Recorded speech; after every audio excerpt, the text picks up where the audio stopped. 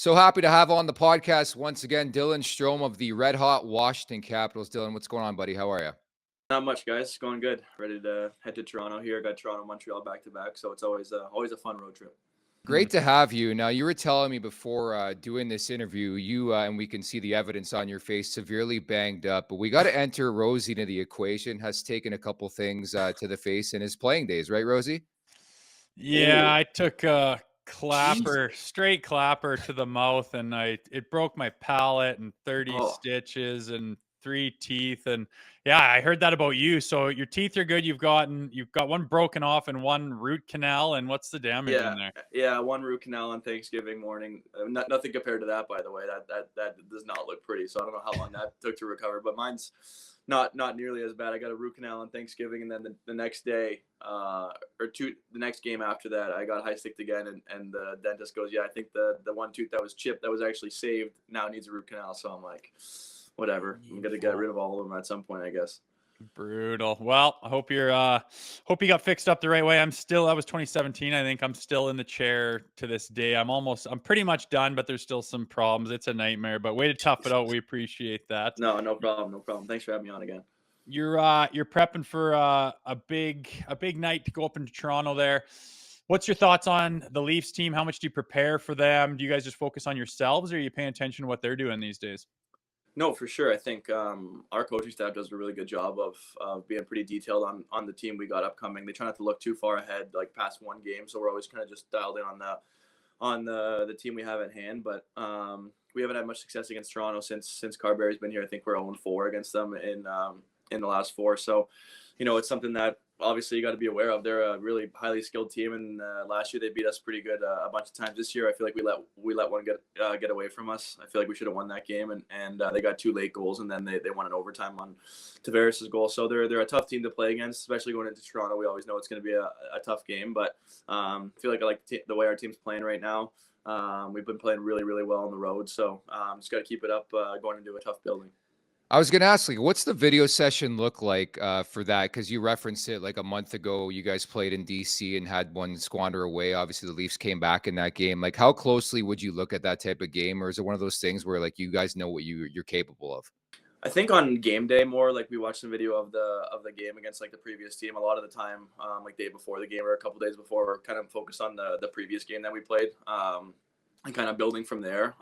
Every game is so different and every team is so different that, if you can focus on yourselves a lot more of the time, it's going to translate to, the majority of the time into the next game. So I think that we do a pretty good job of kind of looking at either, the team that we're playing against next, as well as the game that we just played, and kind of fixing some details and depending on if we win or loss, kind of how long the video session goes. But like I said, our coaches are really detailed when it comes to that stuff. So definitely, I'm sure tomorrow we'll watch some of the clips against Toronto last time. You buried this year in November against your hometown team there. Was that special? Did you watch a lot of Leafs growing up? And how many friends and family were hitting you up for tickets for any game in Toronto? Yeah, Toronto was one of the only two teams I hadn't scored against yet, so I knew that one was marked, and it's obviously cool to play against the Leafs. Of course, being from Mississauga and growing up a Leafs fan, it's always cool to play against them. They're if not the most storied franchise in NHL history. Obviously, them in Montreal.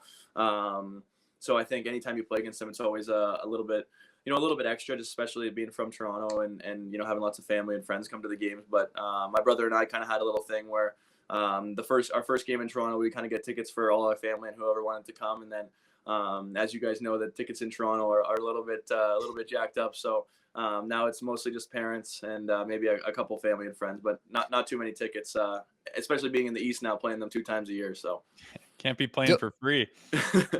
It's very true. Dylan, is it true the Leafs were poking around on you a couple years ago in free agency? I'd heard a rumor about that, but I never knew if it was true or not.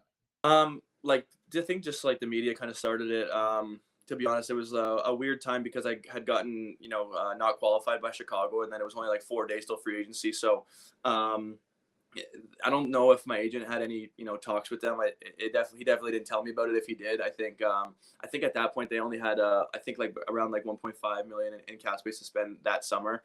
I can't remember the guy that they got that year, but there wasn't too much. Like I think people think free agency is like you're gonna have like 30 teams jumping out at you. That's what you hope, I guess. But that really wasn't the case. It was kind of just more like the right fit.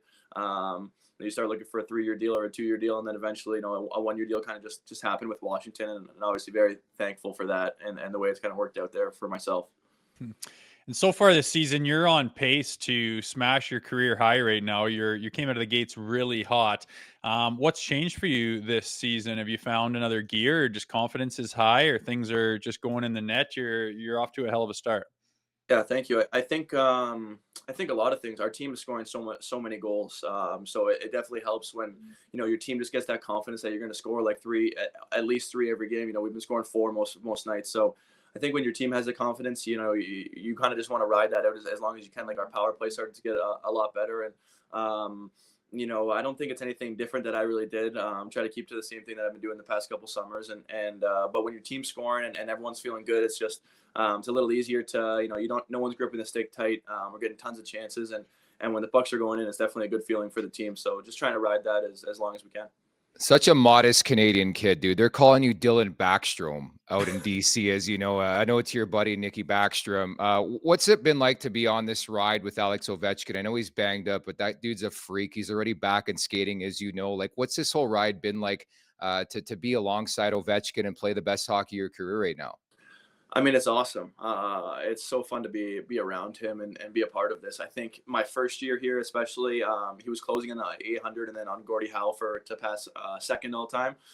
So that was kind of, so cool to be a part of. I got an assist on the tying goal against Gordie Howe, the 801, which was cool against Winnipeg. So I'll always have that memory. And then last year he got off to kind of a slow start, obviously you guys know, and then he really picked it up the second half of the year, and kind of just rode that into this year. I mean, 15 goals in 18 games, and it felt like it just felt like one of those things where every game you go into, like he's going to get a couple really good chances to score, and when he gets good chances to score, it's usually in the back of the net. So unfortunately, that happened in Utah after he had 2, the kind of early in the third, and he just had a hat trick the night before in Vegas. So we were all hoping for back-to-back Hatties, and then that happened. So that was obviously unfortunate. But I have no doubts that he's going to get back to that scoring way as soon as he gets back. And we obviously miss him.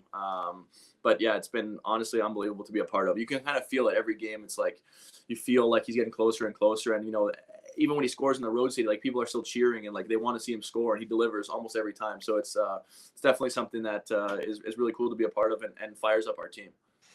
That is impressive, and you've been a part of a bunch of those goals this season, assisting on quite a few. Inevitably, he's going to break the record. Do you start to think about if you're the guy that sets him up and how that could happen and how many times that play could be on a loop throughout history and you be the one to set it up? Yeah, I mean, of course. I think everyone thinks about that. Everyone on our team, especially. I've been fortunate to be put on a line with him, and we got some good chemistry. And when you play with a guy that has that many points, like he just knows where to go to get open and knows how to create plays. And it feels like every time we're on the ice, like you can get a chance to score, which sometimes in my career has definitely not been the case. Where you're kind of you're hoping for 1 or 2 chances in a game to really bear down and put it in. When I feel like when you're playing with him, it's like he's hoping to get a chance every shift. And of course, everyone's thinking about getting the assist on the record goal, but it's so random that who knows what's going to happen. I mean, you could have 30 assists on his goals, and then that one you don't. So my job's to help him get the puck and help him get in good areas and help the team win. And he does a great job of supporting me as well as getting open and doing the rest. You guys have been absolutely buzzing throughout this early season, but I wanted to ask you, like, what's the most amazing thing to you about Alex Ovechkin? For me, it's his longevity. We just talked about the fact that this guy just rarely misses games, and B, it's like you always know where the puck's going to go and where he's going to shoot from, specifically on the power play, and nobody has an answer to it. It's hilarious to me.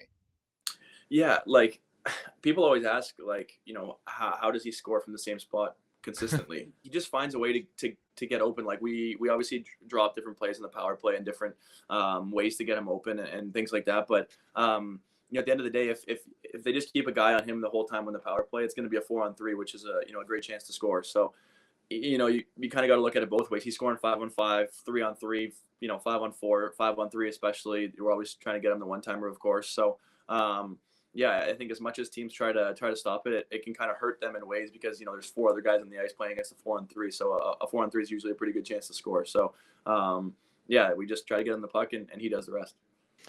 And being as you've been in the league for quite a while, the draft might seem like a while ago, but do you pay attention to, some of your, I'm not going to say your competition within your draft? Mitch Marner was back-to-back picks alongside with you.